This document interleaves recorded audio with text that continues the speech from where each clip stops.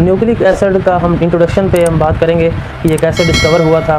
तो nucleic acid जो था, सबसे पहले जो न्यूक्लिक एसिड्स को डिस्कवर किया गया वो एफ माइसियर साइंटिस्ट था, जिसने आइसोलेट किया था न्यूक्लिक एसिड को from nuclei of pus cells. He isolated the nucleic acid from the nuclei of the pus cell. ज़ख़म हो जाए तो एक फ्लूइड सा हमारे ज़ख़म पर बन जाता है, ठीक है, वहाँ से निकलना शुरू होता है, उसे हम पस कहते हैं। वो वाइट कलर की, येलोश भी हो सकती है, ग्रीनिश भी होती है। तो उसमें बैक्टीरिया शामिल होते हैं और हमारे जो ब्रोकन टिश्यूज़ होते हैं, वो आपने ध्यान में रखना है। तो साइंसदान ने आइसोलेट किया न्यूक्लिक एसिड्स को, डीएनए और आरएनए को उन्होंने आइसोलेट किया from nucleus of the pus cell. उसने जो पस सेल उसने देखा, उसके अंदर उसने न्यूक्लियस देखा, न्यूक्लियस के अंदर उसने देखा कि आरएनए और डीएनए हैं। नंबर 2 पे उसने बात की है एसिडिक नेचर। जो डीएनए और आरएनए हैं वो, क्योंकि ये न्यूक्लियस के अंदर से यानी कि न्यूक्लियस से ही डिस्कवर हुए थे, इसलिए with the relation to the nucleus and the acidic nature, ठीक है। तो एसिडिक नेचर और न्यूक्लियस से निकलने की वजह से इन्हें न्यूक्लिक एसिड्स का नाम। ये एसिडिक नेचर के होते हैं। एसिडिक नेचर के इसलिए होते हैं कि इनमें जो फॉस्फेट्स होते हैं वो एसिडिक रोल प्ले करते हैं। न्यूक्लिक एसिड में हम आगे पढ़ेंगे बेसिस भी होती हैं, वो बेसिसिटी उनकी लो होती है, इसलिए हम जो एसिड होता है वो ज़्यादा स्ट्रॉन्ग होता है, इसलिए हम इन्हें न्यूक्लिक एसिड कहते हैं। तो केमिकल कंपोजिशन में अगर हम आएँ तो लिखने वाला ये लिखता है कि पॉलीमर्स ऑफ न्यूक्लियोटाइड्स सब यूनिट्स। जो इनके सब यूनिट्स होती हैं वो होते हैं न्यूक्लियोटाइड्स। ये न्यूक्लियोटाइड्स से मिलकर बना होता है, ये इनके सब यूनिट्स हैं, यानी कि ये इसके मोनोमर्स हैं। न्यूक्लियोटाइड्स जो हैं इनके मोनोमर्स हैं, जो एक मिला डाइमर्स बन गया, टाइमर, टेट्रामर एंड पेंटामर, ऐसे सोन चलते रहते हैं। इनमें बहुत से न्यूक्लियोटाइड्स होते हैं, काफ़ी हज़ारों की तादाद में इनमें न्यूक्लियोटाइड्स होते हैं, क्योंकि ये इनके पॉलीमर्स होते हैं, ये पॉलीमर्स ऑफ न्यूक्लियोटाइड्स होते हैं। जो हम इसके बाद हम डिस्कस करते हैं कि न्यूक्लियोटाइड्स की क्या कंपोजिशन होती है। हम देखें कि न्यूक्लियोटाइड्स के स्मॉलेस्ट यूनिट्स, सब यूनिट्स कौन कौन से किन चीज़ों से मिलकर बने हैं। तो हम देखते हैं एक 5 कार्बन शुगर है, जो कि पेंटोज शुगर है, जो कि हमने पढ़ा था कार्बोहाइड्रेट्स में कि ये मोनोसैकेराइड है। ये 5 कार्बन शुगर है, ठीक है। इसमें 5 तक कार्बन होते हैं। एक पेंटोज शुगर है, इसे हम राइबोज शुगर भी कहते हैं।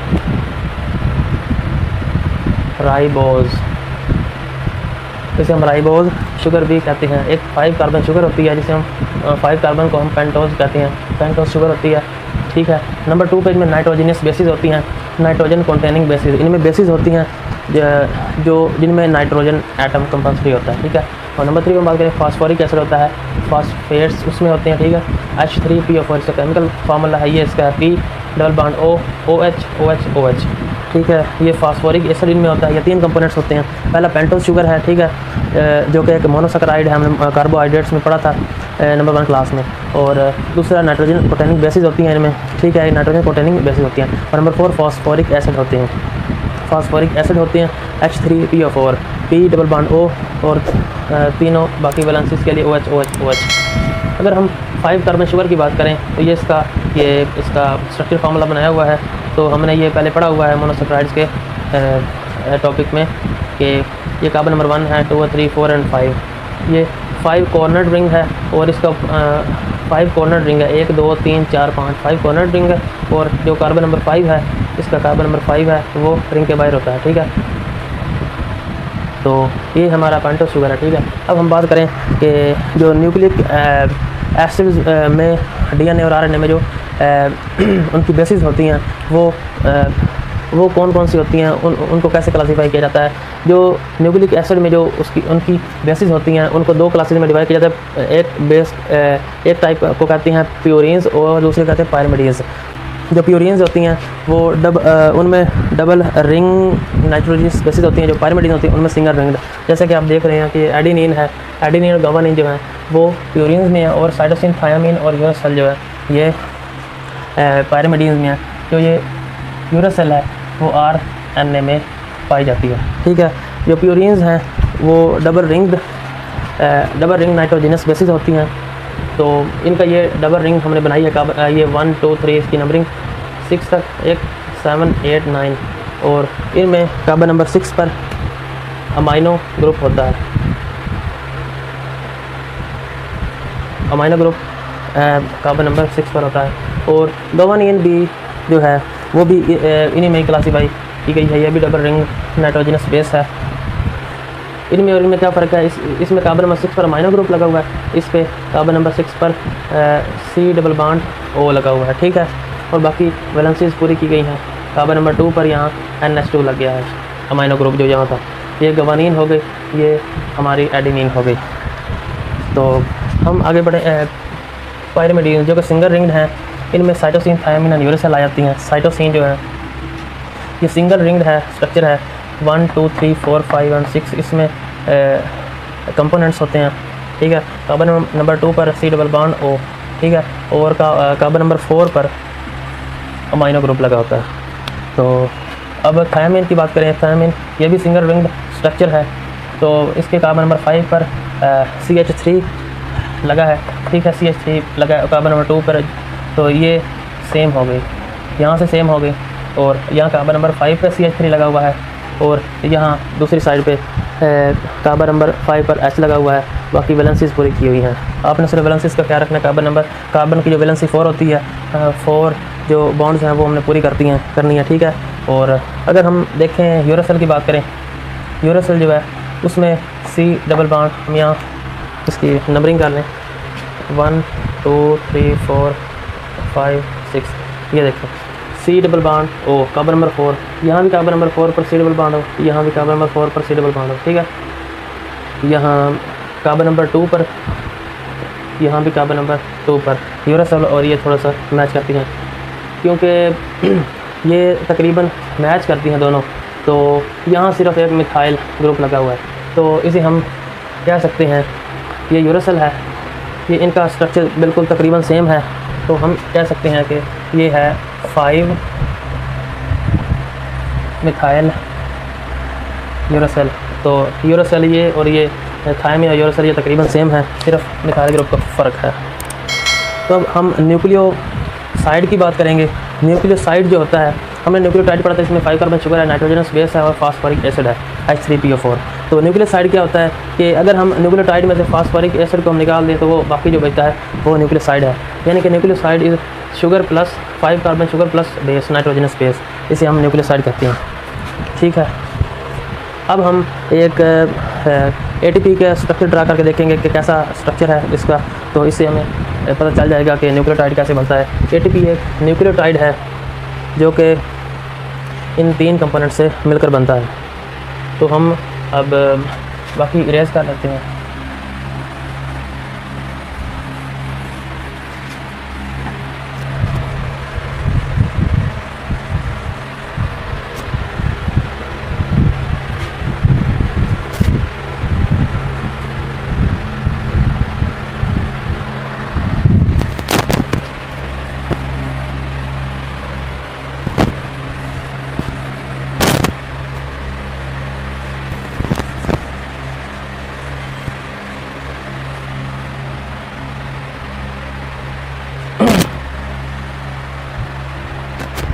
तो यहाँ हम देखें कि ये एडेनिन का, ये एक एडेनिन है। हमने एक नाइट्रोजनस बेस ले ली एडेनिन की शक्ल में, एक 5 कार्बन शुगर लेंगे और एक और फास्फोरिक एसिड लेंगे H3PO4 की शक्ल में। तो हम एक बेस ले लेते हैं, बेस ले लिया हमने, और एक हम राइबोज शुगर ले लेते हैं 5 कार्बन शुगर, राइबोज शुगर। यहाँ हम देखें ये 5 कार्बन शुगर है, ये 5 कार्बन शुगर है। तो इसकी कार्बन की हम वैलेंसीज पूरी कर लेंगे, जैसे हमें कार्बोहाइड्रेट के चैप्टर में वैलेंसीज पूरी की थी। यहाँ OH, यहाँ OH, H यहाँ आएगा, यहाँ H आएगा, यहाँ H आएगा, यहाँ भी H आएगा, यहाँ ये कार्बन नंबर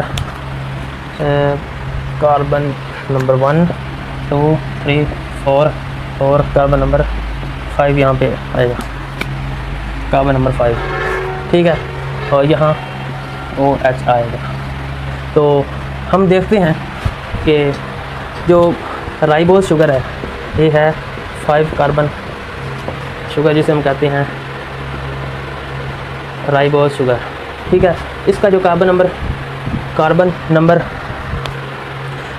1 है, इसका कार्बन नंबर जो 1 है, यहाँ से H और यहाँ से OH निकल जाएगा, OH यहाँ से निकल जाएगा और H यहाँ से निकल जाएगा, तो एक बॉन्ड बन जाएगा।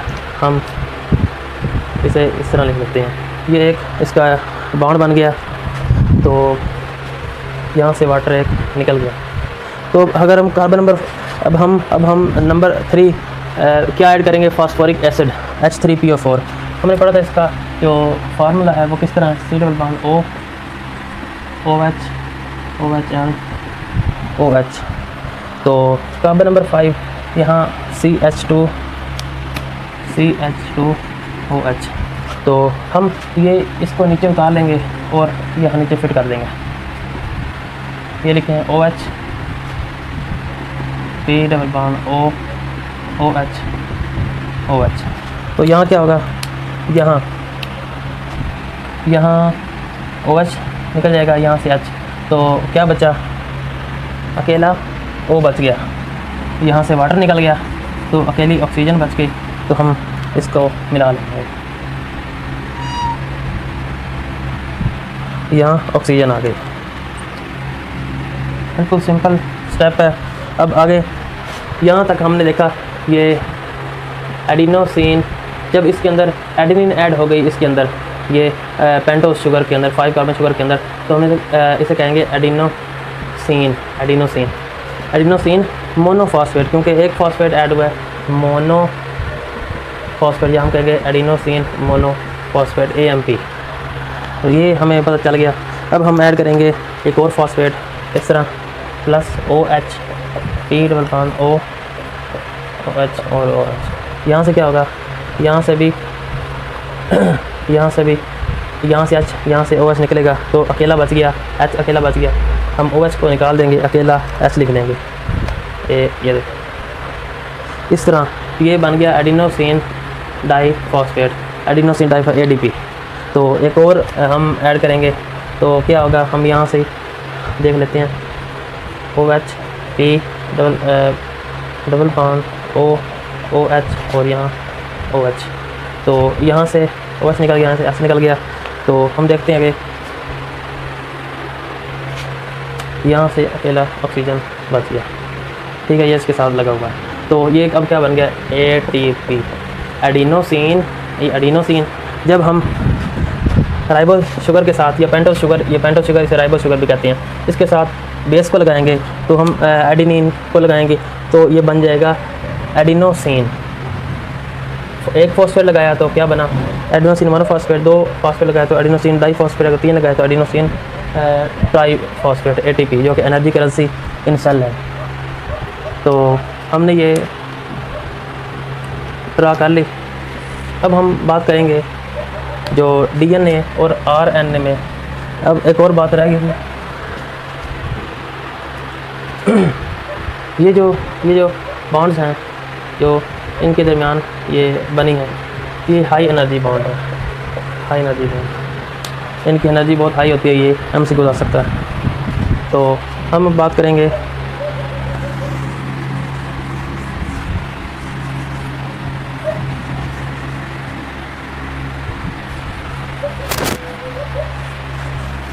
अब हम DNA और RNA की बात करेंगे। जो DNA होता है, DNA और RNA। DNA जो था हमने देखा था कि जैसे नाम से इंडिकेट हो रहा है, deoxy ribonucleic acid, deoxyribonucleic acid. इसमें डीऑक्सी राइबोज शुगर होती है, जो कि डीऑक्सी होती है, इनमें से ऑक्सीजन निकाल ली गई होती है। इस तरह ये कार्बन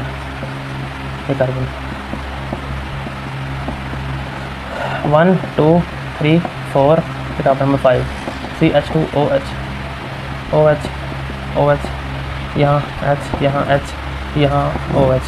जो कार्बन नंबर 2 है वहाँ से ऑक्सीजन निकाल ली होती है, सिर्फ ये H बच जाता है, इसे हम कहते हैं डीऑक्सी। ये अब है डीऑक्सी राइबोज, ये राइबोज नहीं है, डीऑक्सी राइबोज है। और RNA हम जैसे नाम इंडिकेट कर रहा है राइबो न्यूक्लिक एसिड, इसमें राइबोज शुगर होती है, ठीक है। इसे हम कहते हैं राइबो न्यूक्लिक एसिड, जैसे हम इसे डीऑक्सी राइबो न्यूक्लिक एसिड बिल्कुल इसी तरह हम बना लेंगे।